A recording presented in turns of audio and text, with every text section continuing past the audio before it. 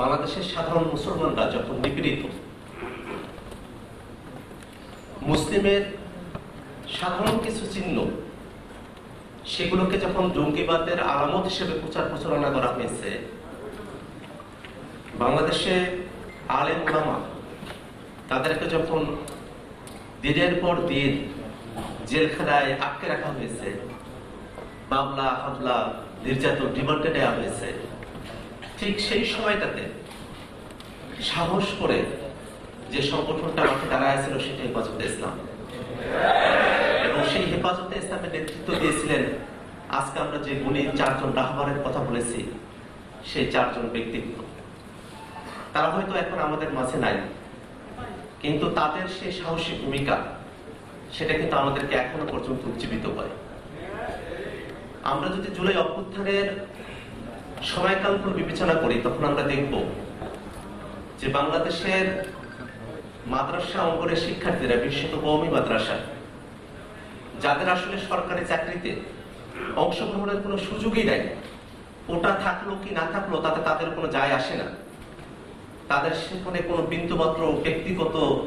তাদের গোষ্ঠীগত কোনো স্বার্থ না থাকা সত্ত্বেও তারা কিন্তু আন্দোলনে এসেছেন, জীবন দিয়েছেন, শহীদ হয়েছেন, এবং যতক্ষণ পর্যন্ত না শেখ হাসিনা বাংলাদেশ থেকে পালিয়ে যায় ততক্ষণ পর্যন্ত তারা রাজপথ দখলে রেখেছেন। অতএব এই বাংলাদেশের সাধারণ মানুষ, সাধারণ মুসলমান, তারা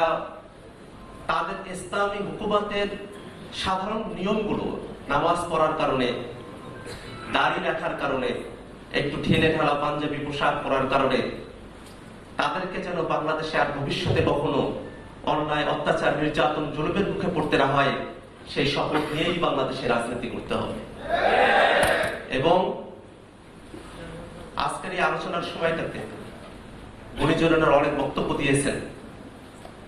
তাদের কথাগুলো শুনেছি যে মানুষেরা, যারা বুজুর্গ আছেন, যারা আকাবির আছেন, তাদের জীবনাচার, তাদের সংগ্রামের মধ্যে আমাদের জন্য অনুপ্রেরণা আছে, আমাদের জন্য শিক্ষা আছে। আমরা মনে করি যে আপোষহীন মানসিকতার মধ্য দিয়ে হেফাজতের নেতৃবৃন্দ তখনকার প্রলোভনগুলোকে দূরে ঠেলে দিয়ে ইসলামের স্বার্থে, বাংলাদেশের স্বার্থে, দেশের স্বাধীনতা, সার্বভৌমত্বকে রক্ষার স্বার্থে যে দৃঢ় ভূমিকা পালন করেছিলেন, সামনের দিনেও বাংলাদেশের সাধারণ মুসলমানরা সেই পথ অনুসরণ করবে।